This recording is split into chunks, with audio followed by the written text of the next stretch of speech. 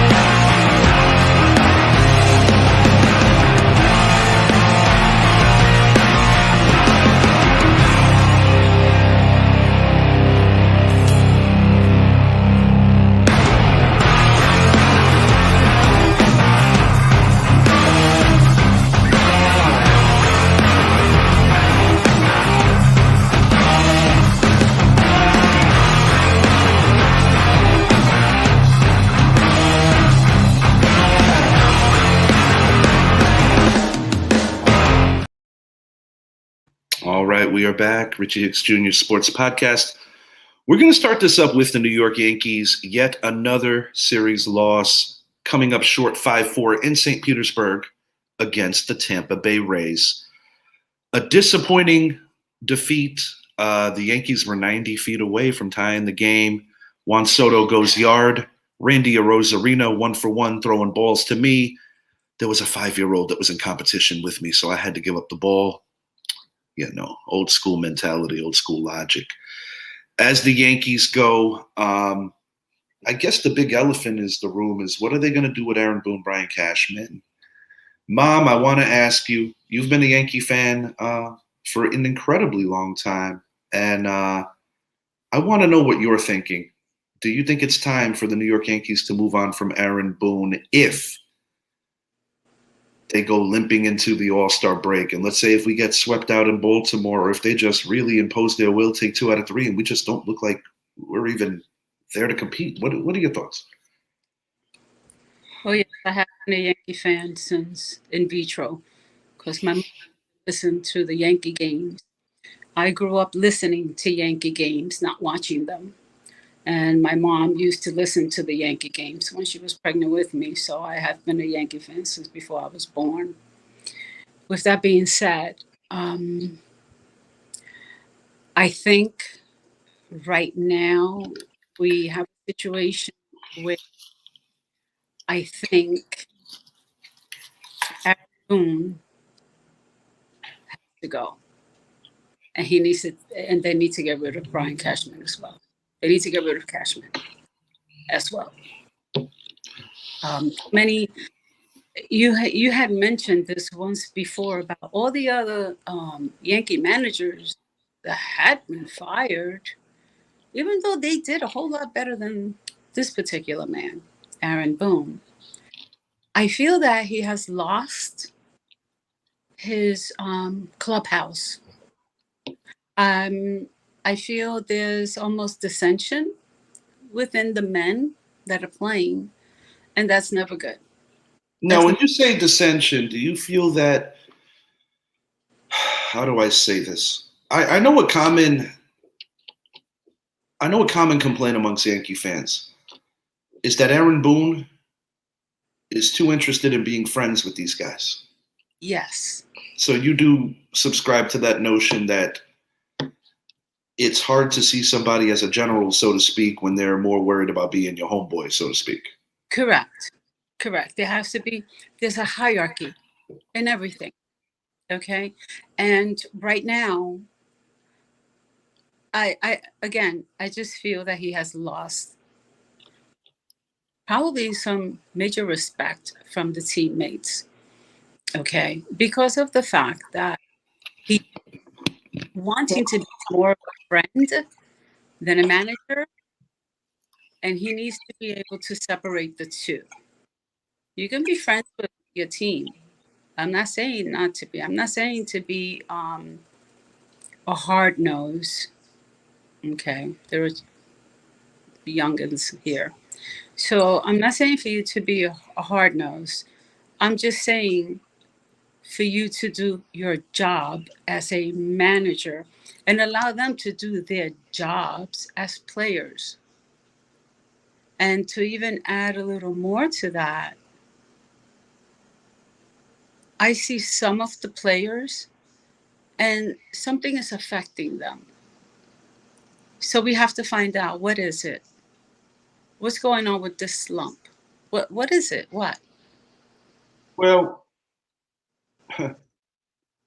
power of suggestion is definitely contagious. Slumps are contagious. The dominoes started falling after the Yankees won Game 50, which was Game 1 in Fenway Park. Yes. And they have not won a series since. And it was the Verdugo homecoming game. Mm-hmm. I mean, Yes. I remember praising Aaron Boone for putting Verdugo in right because of the fact that he truly knew the dimensions of the very dynamic and iconic Fenway Park. Head to head, the Red Sox have owned us. Head to head, the Orioles have been better against us. We just Yeah. lost the series to the Rays. We Yeah. we had problems just evening a series with the Toronto Blue Jays. When you look at the standings, there are some positives despite the plight because the Yankees do have one of the better records in Major League Baseball against teams over 500. But when you go from being literally the number one team in all of Major League Baseball to being the worst team in Major League Baseball since losing that Boston series, there's definitely something happening. And it's like Boone has had a propensity since being the Yankee manager over the course of, I don't know, let's say the last 4 years or so. Where through the first 60 or 70 games, the team was truly on fire and just playing their best brand of baseball. But it almost seems like the Yankees don't make the adjustments as the year goes along, and Major League Baseball on the whole has caught up with them. And Yes. from a situational standpoint, Aaron Boone does not always make the proper adjustments. I recall super recently. Now, granted, this is a game that didn't come back to bite us. The one game against Boston, we did win in the Bronx, winning 14-4. Garrett Cole had a rough outing, but it didn't matter because it was the Ben Rice show. Mm-hmm. You have a situation early in the game where you could give Rafael Devers a base and not pitch to him. Correct. We know Garrett Cole is a phenomenal competitor, and he's going to go at Devers. What did they do? You got, as a manager, you have to put yourself in a position to not allow the other team's best player to come back and beat you. Correct. And in that regard, I think it's a stubbornness on the part of Aaron Boone. It shows something that you wouldn't think, that he's been managing the club since the year 2018. And you mentioned previous managers, and this is what bugs me and bothers me. Joe Torre took the Yankees to 4 World Championships, 6 World Series appearances. We lost to the Marlins. We lost to the D-backs. Beat the Braves twice. Beat the Mets once. Correct. Also beat the San Diego Padres. Mm-hmm. Correct. And this is what bothers me. He ultimately got fired, and I understand that sometimes you need a new voice. He's ultimately replaced by Joe Girardi, one of his former players. Mm-hmm.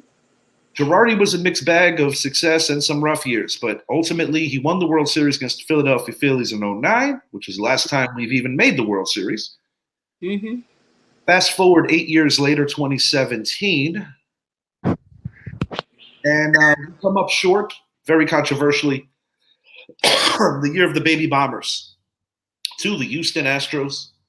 Aaron Judge's rookie year, we turned around and spent big money, top dollar to get, at that time, the reigning National League MVP Giancarlo Stanton. Little factoid regarding our Yankees. The last two in-season MVPs that have been traded in the offseason both landed in New York. Alex Rodriguez, Giancarlo Stanton. Stanton did it with the Marlins. Rodriguez did it multiple times, but at that time did it with the Rangers. Zappy's Rangers.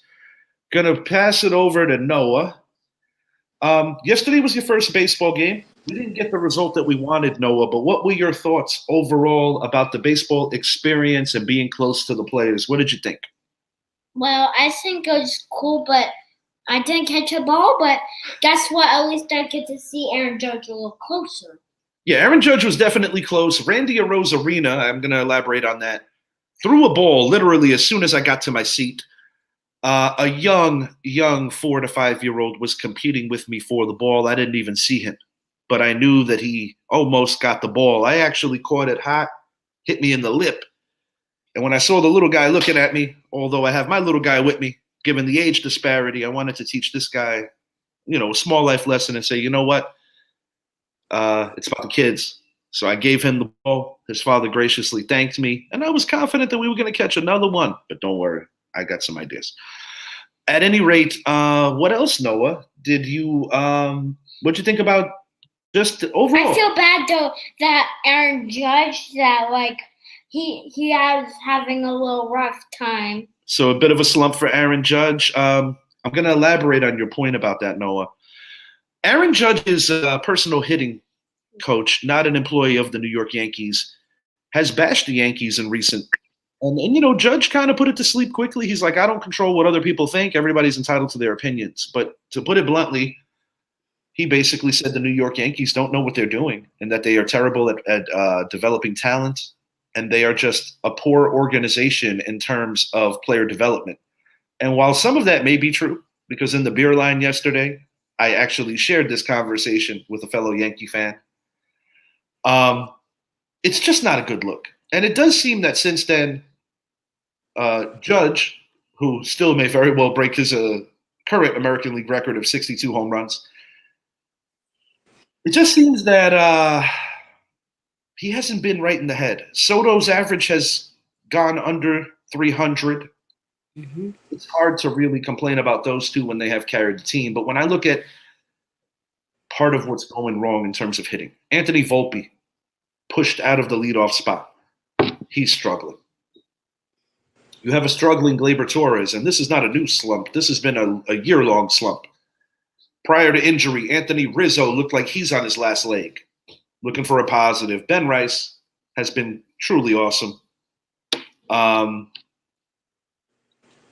The rookie looks like he has to be an everyday Yankee.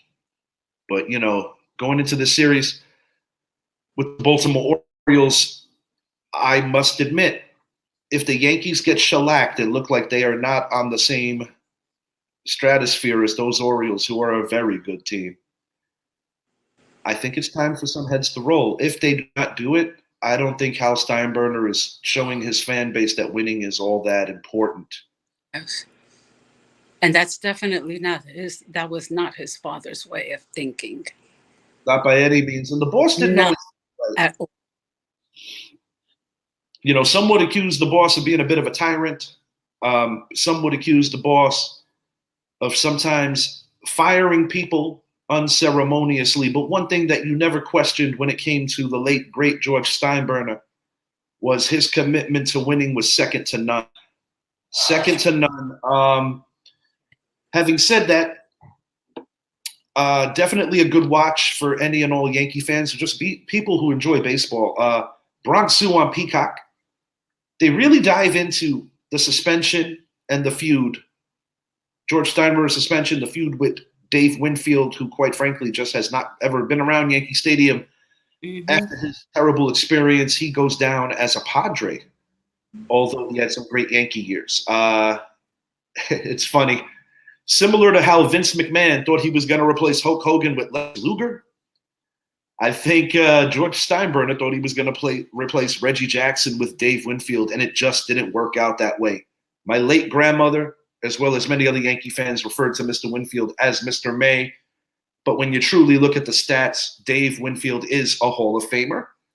And in his moment of truth in Toronto, he actually got the monkey off his back and became a World Series hero with the 92 Jays. I was happy for him, I must admit, because I don't like the way that he got dealt that hand with the Yanks. But getting back to what I'm trying to get at, that Yankee dynasty doesn't get born without Steinbrenner being out of the equation.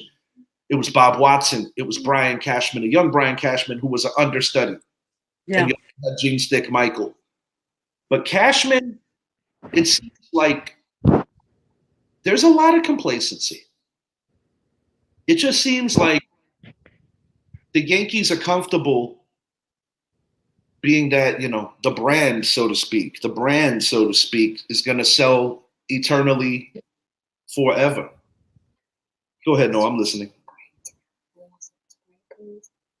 Yeah, that sounds great. Would you mind getting me one? You Thanks, ran out. buddy. Yeah, I'll take a little Sprite. Thanks, man. Oh, it's two. Thank you. I appreciate you. I want two, please. Thank you, please, and thank you. Okay. I will share. I'll give you half since you have half Springer. Thank you, buddy. And I'll have the rest. So it's fair that I'll have one more, like, when I'm all about my last break. All right, Poppy, we're doing a show, so let's just keep our side convos a little lower, okay? Thank you. In closing on the Yankees right now, I think that, teams that are destined for bigger things have to prove themselves when their backs are against the wall. And a situation like this is the perfect opportunity for the Yankees to, quote unquote, grab their balls and start playing some ball. And you're getting challenged. You have, in my opinion, the best pitcher on planet Earth in the form of Gerrit Cole. And I think Gerrit Cole is going to compete tonight. Does that equate to a victory? We shall see. But can't say enough good things about those Baltimore Orioles. They proved that last year was not some kind of silly fluke. They are for real. They are for real. And the Yankees have their work cut out for them. Regardless of what the standings say, you have to give credit to the Tampa Bay Rays. Winning series in Major League Baseball is not that easy. And, the New York Yankees are proving just how difficult it is lately after making baseball look pretty easy. This is a team that, quite frankly, if they don't get it done right now, is going to have a ton of questions moving forward. You filter up more of the young talent. There are certain dead-end players on this team that are not going to get better with time. DJ LeMahieu, his best is behind him. Anthony Rizzo's best is behind him. You are in bed with a bad contract with Giancarlo Stanton. Now, granted, I'm going to go all the way in on Stanton. Stanton's absence coincides pretty much completely with this Yankee slump. Almost completely with this Yankee slump. His absence from that lineup made life a little easier for the likes of Aaron Judge and the likes of Juan Soto.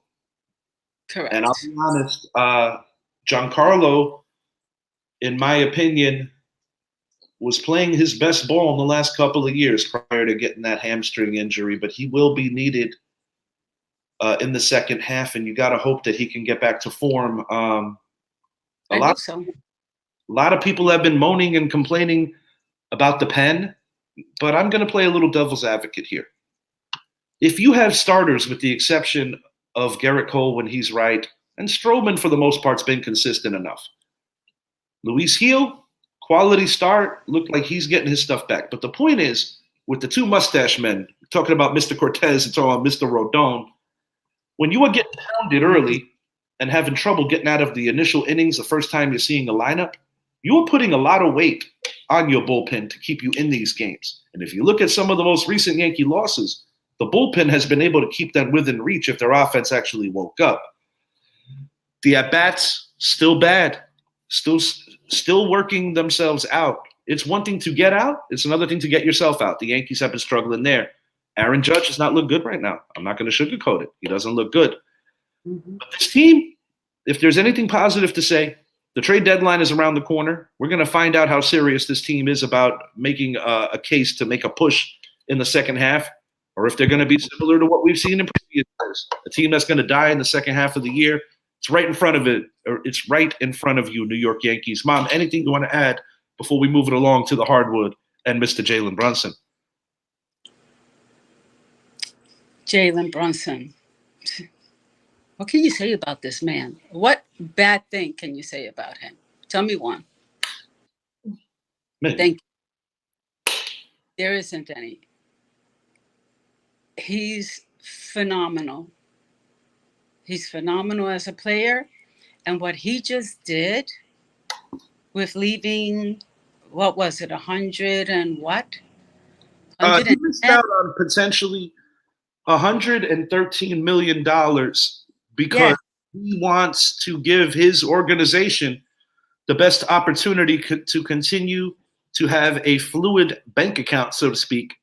Correct. The Knicks have a great roster right now, but if there's one thing the Knicks need is to figure out a way to replace Isaiah Hartenstein. Now, granted, they still have Mitchell Robinson, who is a defensive specialist, but I think most Knicks fans would say he's a bit of an offensive liability. And he also has some bad injury history. Given his contract this year, if I'm running the Knicks, as much as I like Mitch, I would trade Mitch, bring back Precious Achiuwa. You have a young Jericho Sims, and you can get a serviceable center on the market. But I must admit, the Knicks have a lot of things going for them right now, but you're not replacing Isaiah Hartenstein this coming year. You're not. You're not. Yeah. But they did well with bringing back OG Anunoby. The record of the Knicks speaks for itself when he's playing. Dante DiVincenzo, Josh Hart could go to the bench now. And it's on Tom Thibodeau at the end of the day. You have a team that has the ability to win the Eastern Conference, to challenge the defending world champion Boston Celtics. And you got some other heavy hitters out east. The Philadelphia 76ers are reloading. You can never count out the Miami Heat because of the master genius that Eric Spoelstra is. Yeah. Rick Carlisle's doing a great job in Indy. Mm-hmm. Of course, the world champion Celtics, who deserve all the praise and respect. But the New York Knicks, in my opinion, if they were not derailed by injury, at minimum would have played the Boston Celtics to see how we stood up against the eventual champion. Yeah. Jalen Brunson, I'll be honest with you. I haven't seen a player have this kind of impact on this organization since number 33, Patrick Ewing. Thank you. Thank you. Mm-hmm. You're 100% correct. Yes. And similar to the Ewing era and those teams that did win 2 Eastern Conference titles, ultimately the closest they got to an NBA Finals victory was Game 7 against Houston. They just were a couple of minutes and a couple of shots short. Correct. You want to do another intro for the end? Like almost like saying goodbye? Make a new one. Well, I like that idea, Noah. I'm going to reach out to Mr. Nast and maybe we'll do another one. We're not going to do it today, though, but we're going to work on it. Good idea. 5 on that. So Noah's super interested in really just getting immersed in the New York sports culture. You know, Uncle Dorney has a suite in Madison Square Gardens a couple of times a year. So we're going to reach out to Uncle Dorney, see your first basketball game, see the Knicks next year. We're going to work on making a plan with Uncle Dorney. I want you to see Yankee Stadium. Mm-hmm. You know, the hospitality was nice in Tampa, but honestly, Noah, you haven't seen nothing until you've seen Yankee Stadium, until you've seen Fenway. That's another great park. This is going to be a thing to start doing, though. We're going to start doing, what do you say, park a year? A couple of parks a year? Yeah. I want you to see the different stadiums, and we're going to start doing some tours of stadiums. Yes. That'll be great.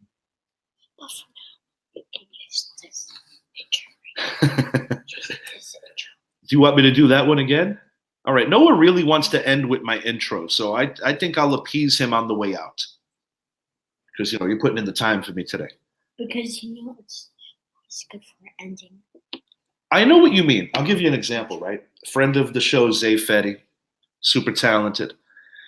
When I was a member of the Jordan Patrick show, we opened with Zay's single "Came to Win." Really, really awesome track. And we used to close with it as well. So shouts out Zay Fetty for giving us permission to use that amazing song. We definitely enjoyed it.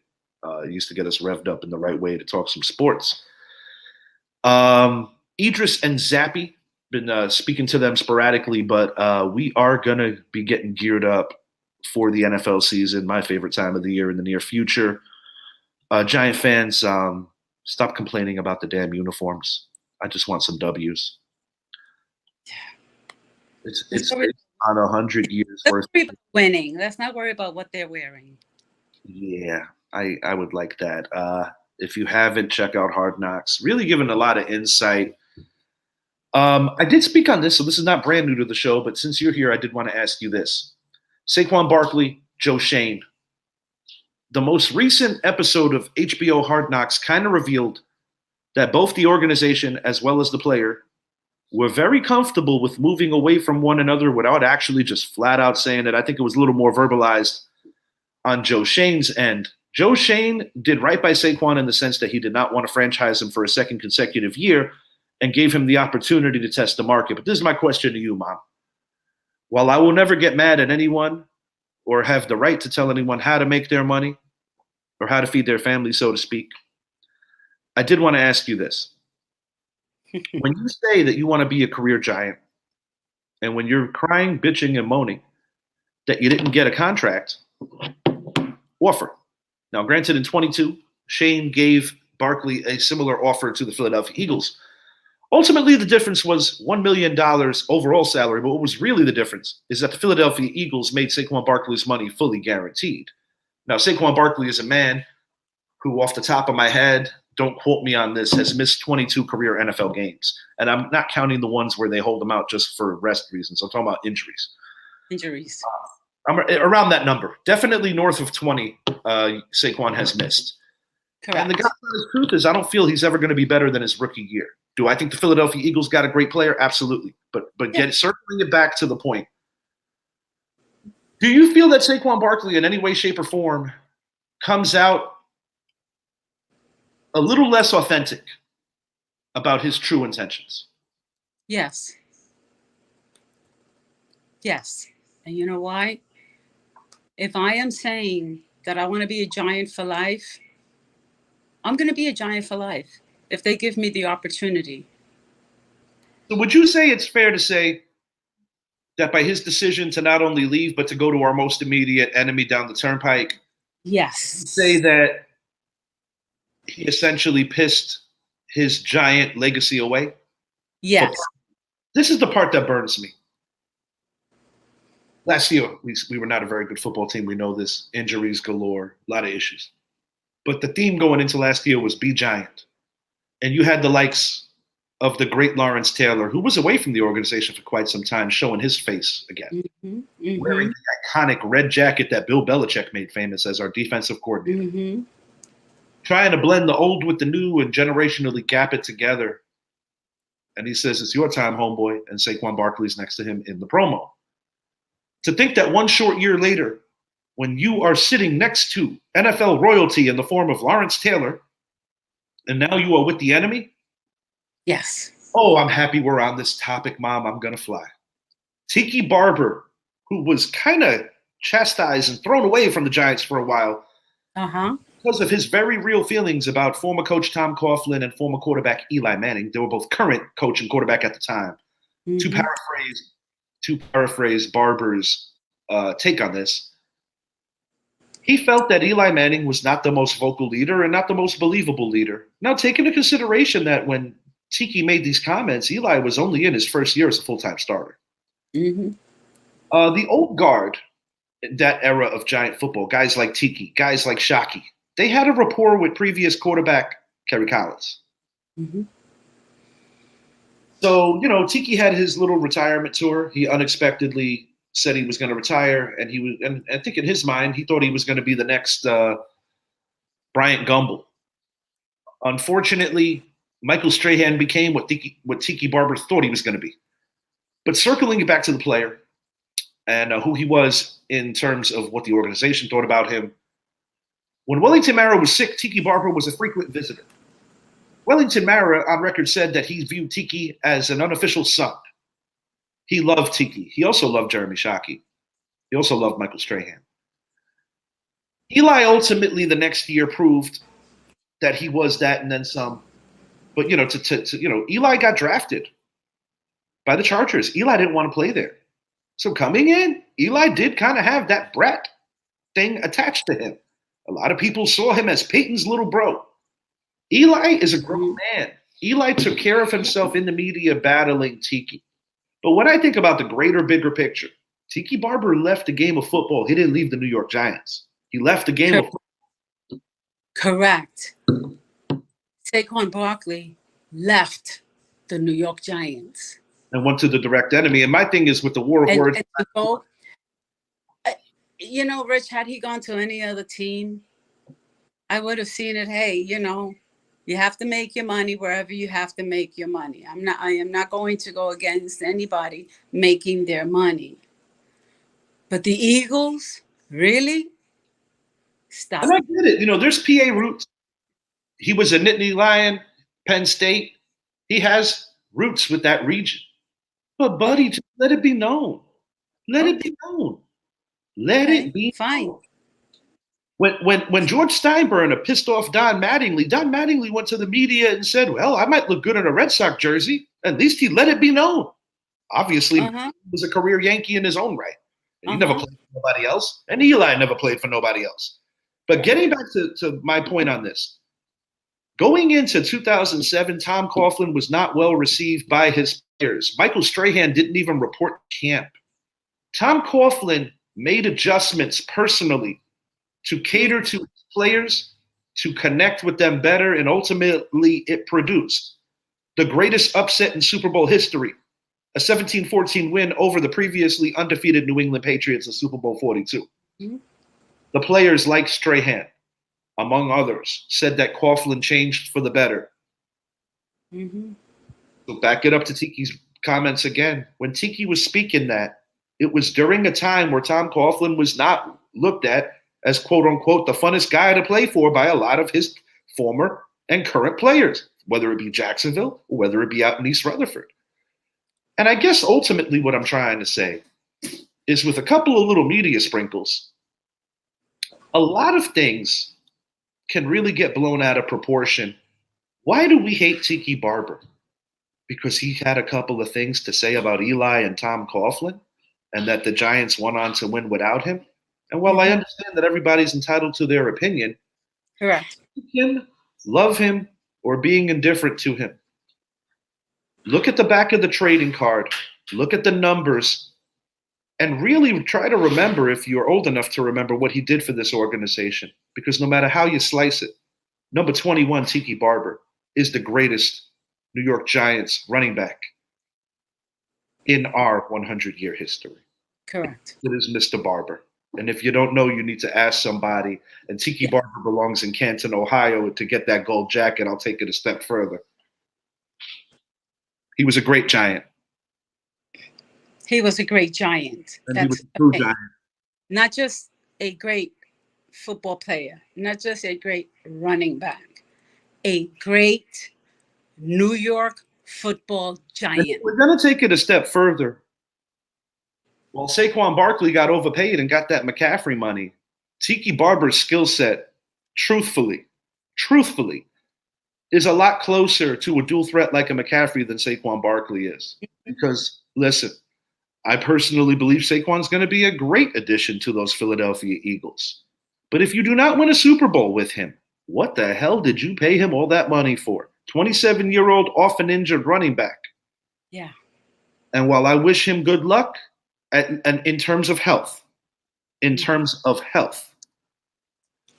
I personally feel that the Eagles felt like they're a player away. If anybody watched the Philadelphia Eagles last year, I think they were a community away. They are hyper talented. I'm not going to question the job that Howie Roseman did with that roster. Mm-hmm. But when you quit on your coach And when your prima donna wide receiver is throwing his helmet and almost hits his receivers coach, Yes. and when you lose to a Giants team that was battered, tattered, and bruised from a terrible season, and they kick your ass in East Rutherford, New Jersey, a week before you have a playoff game, and you played your starters. So you can't use the excuse that we were benching people. Correct. We'll see. We'll see. I wish him well. This is Saquon Barkley. I wish him well, health-wise.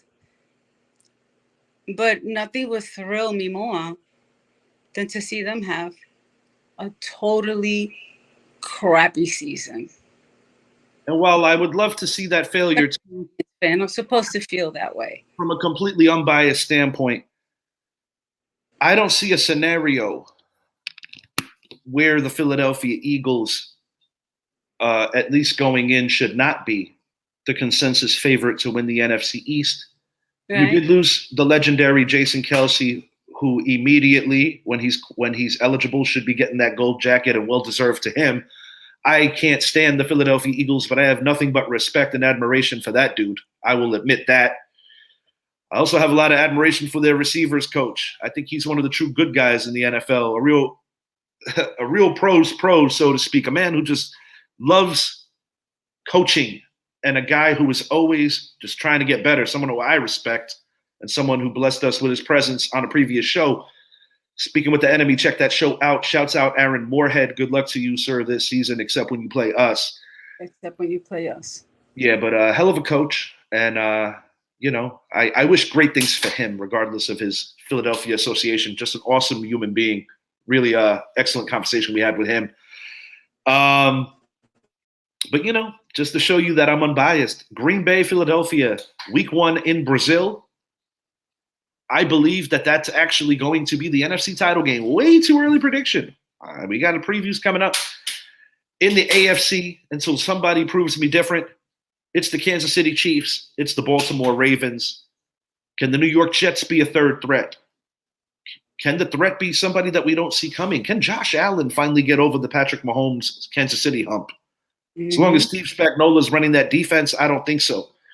We shall see. But football is around the corner, ladies and gents. My favorite time of the year. Mine too. Yeah. Get at me in the comments when you watch this. Let us know what you want us to talk about on a future show. And may I, for a moment, say something? Yeah, for sure. It was about La Copa Americana. Thank you for reminding me. Thank you. Okay, Uruguay. I guess you know that Uruguay played with Colombia. Okay, Colombia was the winner of the match. But what happened after that was pretty gross and disgusting, where you had fans from the Colombian team throwing things at the fans from the Uruguay team. And ultimately, what happened was one of the players' wives and child got hit by debris. Of course, the players went to the home, but it's for a some different reason, level. Now you're including family. I apologize. I'm sorry. It's a different level. Now you're including family. Yes. And the innocent, the children. And innocent children. Let's remember that. Innocent children. Okay?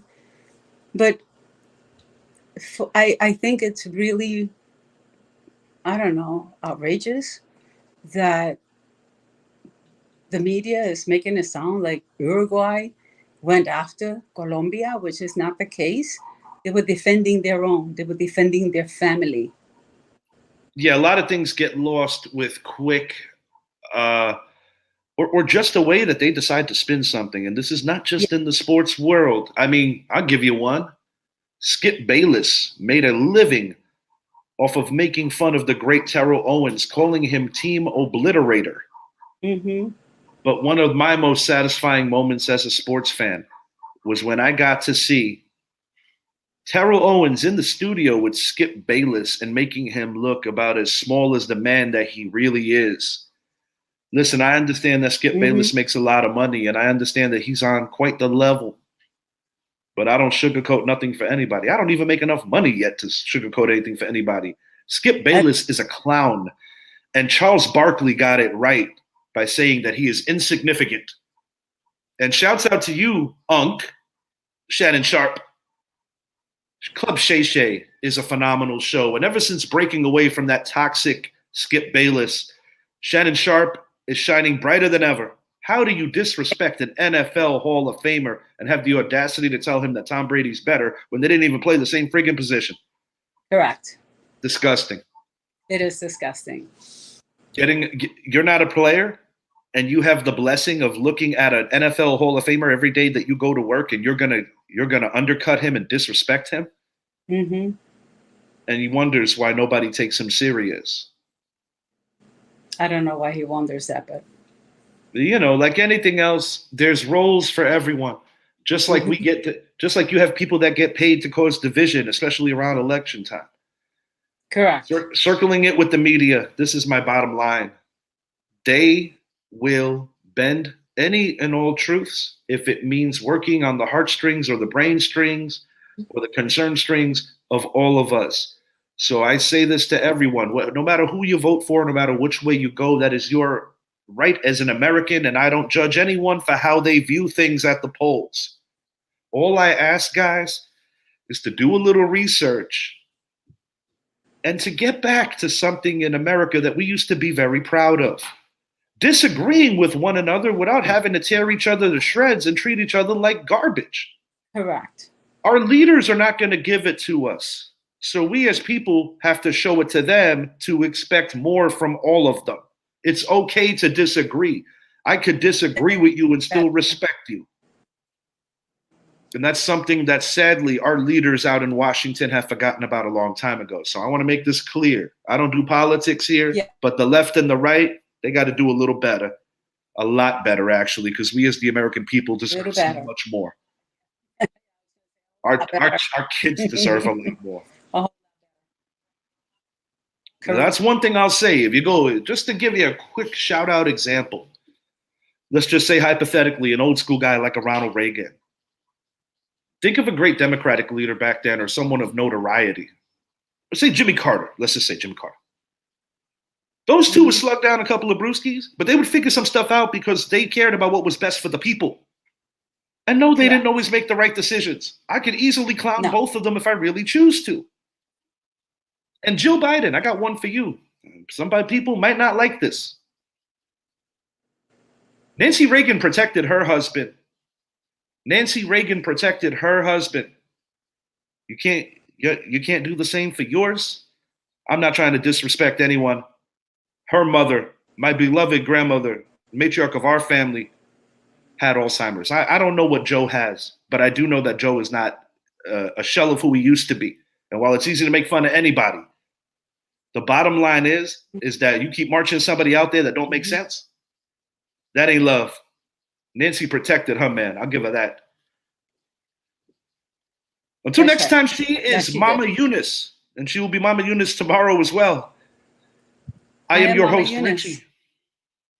I am your host, Richie. We appreciate all the love and support we've been getting. Thank you to all the new subscribers. Sorry about the little political thing. I'll keep it real. I don't like talking about that stuff on this show. But at the same time, I try to level it, make it central, and just try to talk logically. I don't give a damn who you root for, who you vote for. I just want us to do better as a people. Mm-hmm. And when you see some of that, and you're like, dang, that's the best they could do for us? That's sad times. Mm-hmm. Sad times. Yes, it is. Announcements to come for our next show. Spoke to Zappy today. And shouts out to his daughter. She is killing it in volleyball. Very proud of you, girl. Keep up the great work. Way to go. We will see you soon. Have a great night, everyone. Enjoy your weekend and be safe.